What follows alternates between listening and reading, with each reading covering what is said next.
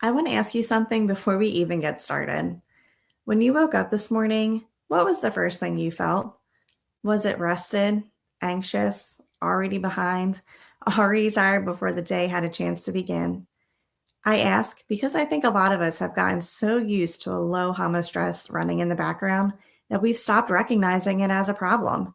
It just feels like life, like how things are. And I want to gently, lovingly push back on that today. Hey, I'm Amanda, a registered nurse, single mom, and the face behind Holistically Blessed. And today's video is one I've been thinking about for a while because it's personal. We're talking about stress, real chronic in the body stress, what it's actually doing to you physiologically, what I use to support my nervous system naturally, and what has made the biggest difference in my peace. I'm going to share some things today that I haven't talked about publicly before. So if you're in that season that feels heavy, I made this one for you. Let's get started.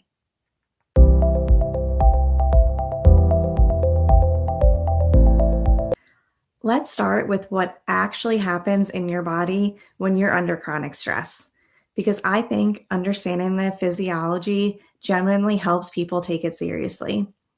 When you encounter a stressor, your body activates your HPA axis, the hypothalamic pituitary adrenal axis. Your adrenal glands release cortisol and adrenaline. Your heart rate increases, your muscles tense, your digestion slows, your immune system gets deprioritized. Your body is essentially saying survival first, everything else later. This is brilliant in an acute emergency. You need that response. It has kept humans alive for thousands of years. The problem is that our bodies cannot easily distinguish between a tiger chasing us and a pile of unread emails, between genuine physical danger and the ongoing low-level pressure of working long shifts, managing a household alone, worrying about your kids, carrying financial stress. All the activities are the same system. And when that system stays on, when cortisol stays chronically elevated, the downstream effects are significant. Disrupted sleep, suppressed immune function, increased inflammation, hormonal dysregulation, digestive issues, mood disruption, brain fog, even cardiovascular impact over time. I want to say that clearly as your nurse friend, chronic stress is a health issue, not a productivity issue, not a time management issue, not a you just need to be tougher issue, a health issue. And it deserves the same respect and attention you would give any other health concern. So what do we do about it? That's what the rest of this video is for. I told you this one was personal, so let me be honest with you. There was a season in my life, I don't need to name all the details, but a season where the combination of nursing, single parenting, and some things in my personal life had pushed me well past depletion into something I now recognize clearly as burnout. I was functioning, I was showing up, I was doing all the things, but inside, I was running on nothing. And there was this disconnected, flat feeling that I couldn't shake. Tired, but couldn't sleep. Present, but not really there. What scared me most actually was how long it took me to name it. Because when you're a nurse, when you're a caregiver, when your identity is tied to being the strong one, admitting that you're struggling feels like a betrayal of your role. Like you're failing at the one thing you're supposed to be good at. I want to say to anyone here who has felt that, it's a lie. Needing care does not make you unfit to give. It makes you human. What helped me start to shift was a combination of things. Getting honest with God about how depleted I was. Working intentionally on my sleep and nervous system support. Leaning on some of the practices and tools I'm going to share with you today.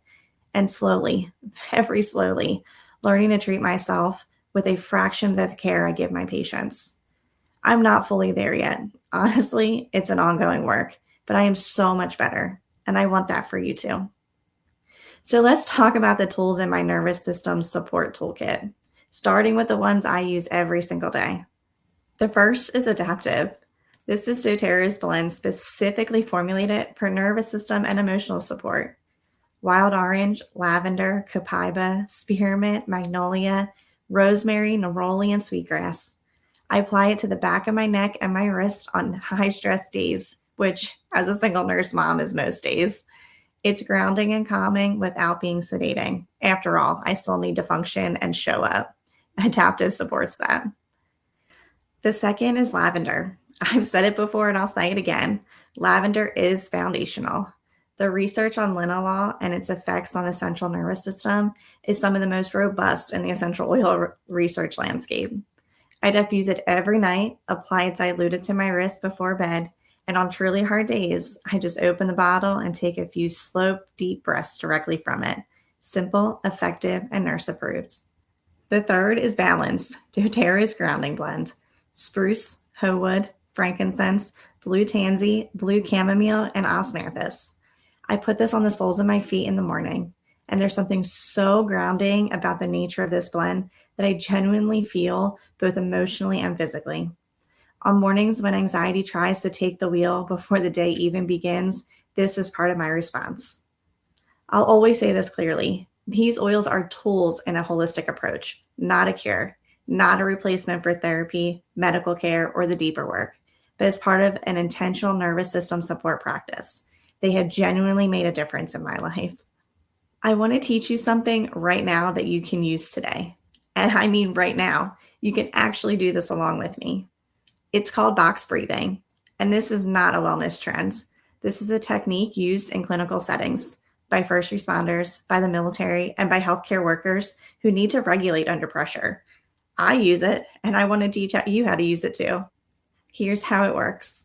You're going to breathe in slowly for 4 counts, hold for 4 counts, breathe out slowly for 4 counts, and hold for 4 counts. Let's try it together. I want you to sit up just a little if you can. Breathe in slowly for 4 counts.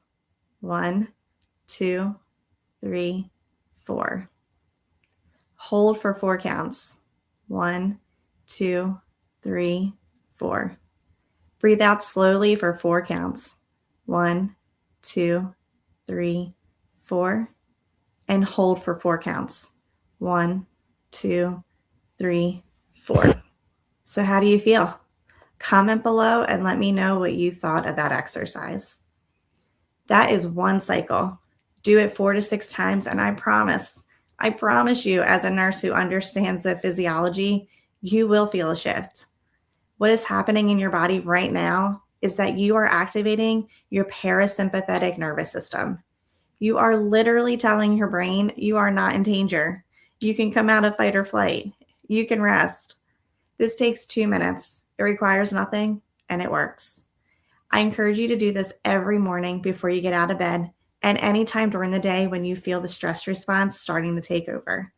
Put your adaptive or lavender on your wrist first if you have it, and the combination is so powerful, it'll help you with that breathing. I want to close the practical section of this video with something that I believe is the most important thing I have to share. Every tool I have mentioned today is genuinely helpful.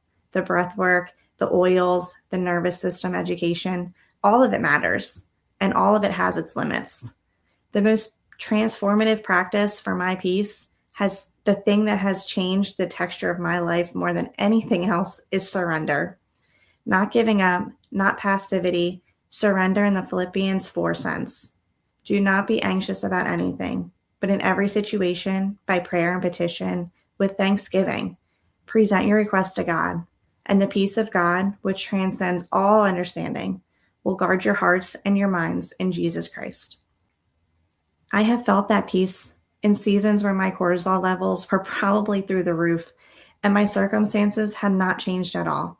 I have felt a peace that genuinely transcended any understanding I could give it, that settled something in me that no breathwork technique, however good, could fully reach.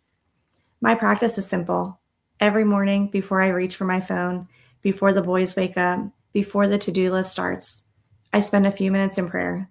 Sometimes I journal. Sometimes it's just quiet. Sometimes it's as simple as, Lord, I'm tired and I need you today. And that is enough. Tending to your spirit is not separate from tending to your health. For me, it's the foundation of it. And I encourage you, whatever your faith looks like, to tend to that foundation. Everything built on it holds better. If you've made it to the end of this video, thank you so much, truly.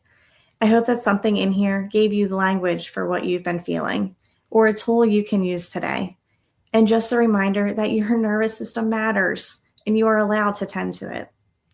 If this video was helpful, please hit that like button. It helps other people find this content. And subscribe if you haven't already, because we are just getting started. Leave me a comment below. I want to hear from you. What resonated most with you today? Or just tell me what you're carrying right now. I'm in those comments. I read them, and this community shows up for each other in the most beautiful ways. Links for everything I mentioned are in the description below, including my doTERRA link if you want to learn more about the oils I use. Have a great week, and I'll see you in the next video.